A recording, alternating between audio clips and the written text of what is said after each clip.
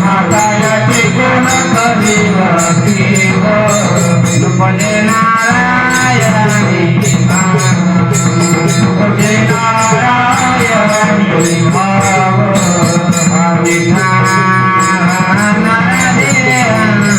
कोण सुख धरेल संसारी कोण सुख धरेल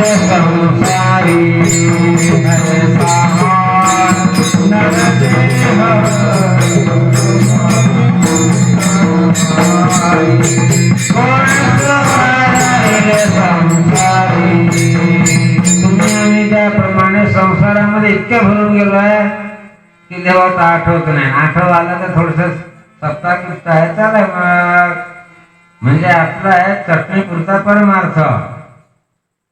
म्हणजे ताटात चटणी किती असते एवढीशी. जेवण संसाराचा परमार्थ चटणी सारखा. म्हणजे आपण जसे संसारात भरून गेलो असा रुक्मांगद राजा भरून गेला.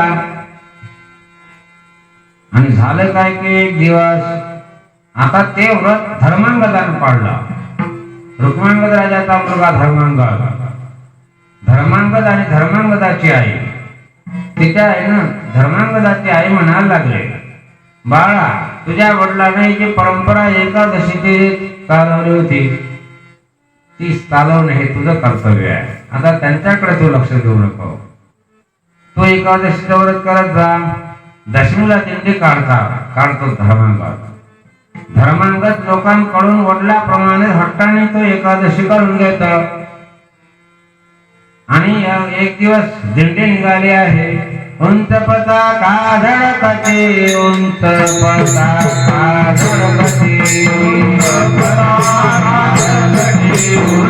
पताका धडकते तारा मृदंग वाजते तारा मृदंग वाजते तारा मृदंग वाजते तारा मृदंग वाजते आनंदे प्रेमे करजती आनंदे प्रेमे करजती आनंदे प्रेमे करजती आनंदे प्रेमे करजती वज्रदाते विठ्ठलाते वज्रदाते विठ्ठलाते वज्रदाते विठ्ठलाते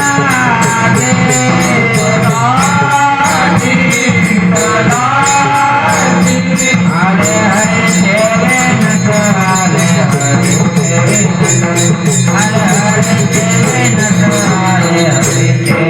नट हरे हरे देवे नट हरे हरे देवे नट हरे हरे देवे नट हरे हरे पताका झळकून राहिलेला आहे. काळ मृदंगाचा गजर आहे आणि ठिकठिकाणी दिंडी थांबते. धर्मांगद सांगतो लोकांना उद्या एकादशी आहे, खबरदार कोणी अन्न ग्रहण करायचं नाही. योगायोग असा की कित्येक वर्षानंतर रुक्मांगद राजाच्या कानावर ही वार्ता आली. त्यांना ऐकलं एकदम भानावर आला. जर पूर्व पुण्य जर म्हणजे पाप असेल तर कुठेतरी प्रतिबंध निर्माण होत असतो. पापाचा अक्षय झाला की पुण्य फल द्यायला सुरुवात होते. जसा पाण्यावरचा शेवट बाजूला होतो तसा प्रकार मनुष्य भानावर येत असतो. वेळेच्या आधी कोणतीच गोष्ट होत नसते.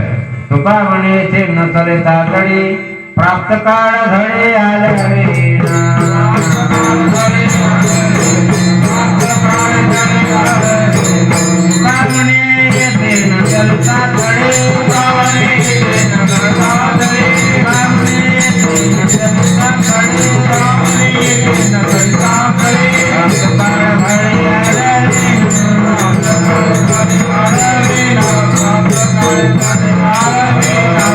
राजाला भयंकर पश्चाताप झाला आणि रुक्मांगद राजा निघाला. तर मोहिनी आले, कुठे चाललंय? तर म्हणे आता माझा पिच्छा सोड.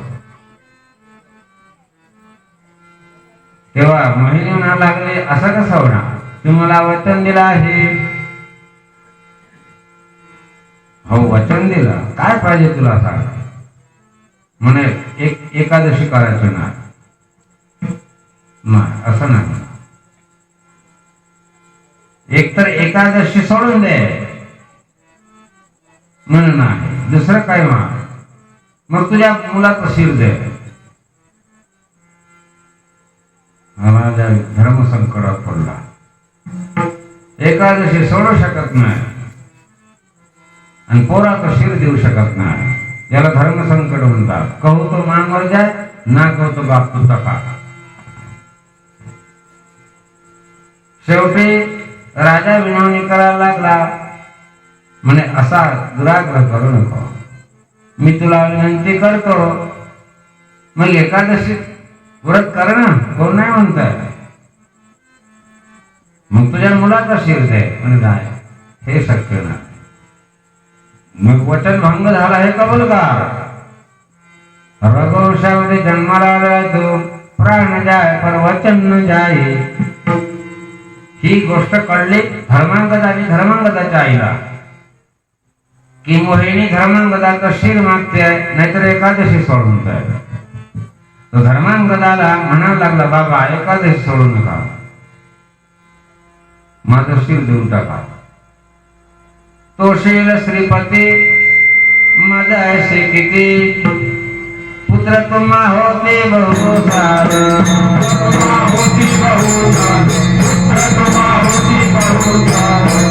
माझ्यासारखे असे पुत्र तुम्हाला किती होते, ज्या ज्या जन्मात जाल त्या त्या जन्मात तुम्हाला पुत्र होणार. म्हणून माझी आशा सोडून द्या, माझा मोह सोडा आणि बाबा माझं शिर देऊन टाका. पित्याच्या कादा शरीर वेचावे, तुमच्या करता जर माझा प्राण गेला तर मी धन्य होऊन जाईल. रुक्मांगदाच्या नेत्रात अश्रू आले. राणी म्हणायला लागली, काही हरकत नाही, भगवंताला प्रिय असणारी एकादशी सोडू नका, देऊन टाका धर्मांगदाचं शिर.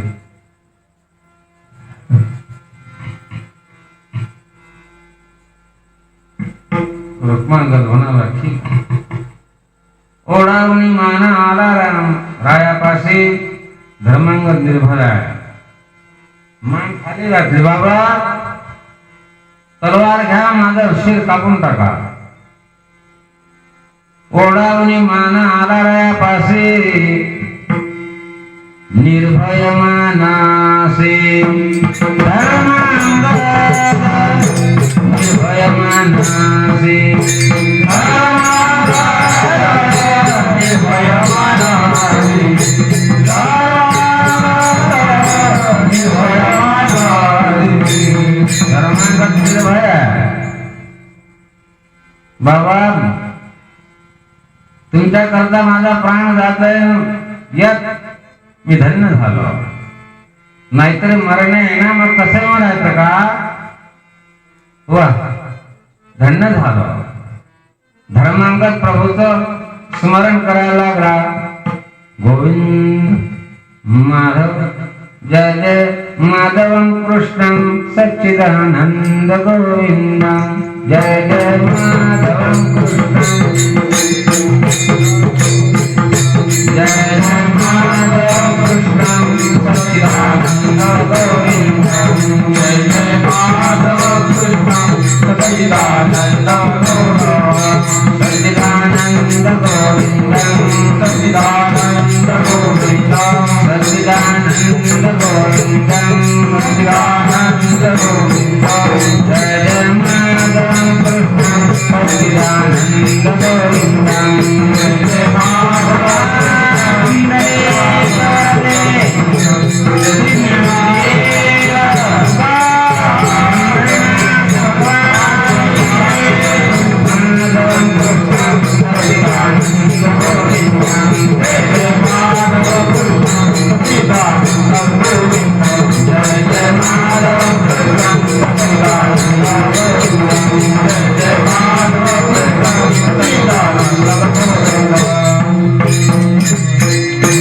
राजाने हातामध्ये तलवार घेतलेली आहे, अंतःकरण दृढ करून टाकलं. हे प्रभू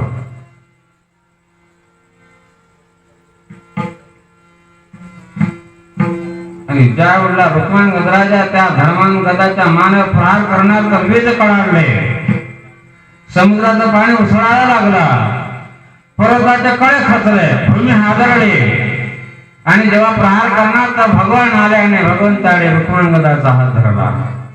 वा धन्य राजा रुक्मांगदा, एकादशी विषयी असलेली तुझी निष्ठा पाहून प्रसन्न झालो. जगात तुझी कीर्ती दिगंतर आहे. ज्ञानेश्वर ज्ञानराज माऊली तुकाराम, ज्ञानराज माऊली तुकाराम, ज्ञानेश्वर माऊली ज्ञानराज माऊली तुकाराम,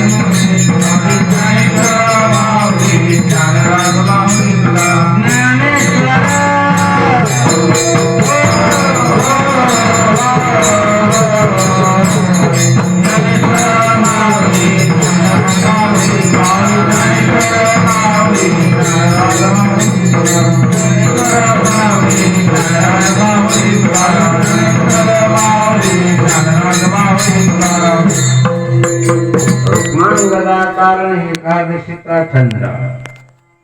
नाथरा म्हणतात रुक्मांगद राजामुळे आम्हाला एकादशीचा करून घेतला. तर मी कुठे जाऊ सांगा. तर म्हणे जो कोणी एकादशी करत नसत त्याच्या अन्नात राज जा. तर ही मोहिनी म्हणजे हे पापिनी जो एकादशी करत नाही त्याच्या अन्नात असतंय. जसं आहे तसं सांगतो. शक्य झालं तर एकादशी केल्याशिवाय राहायचं नाही.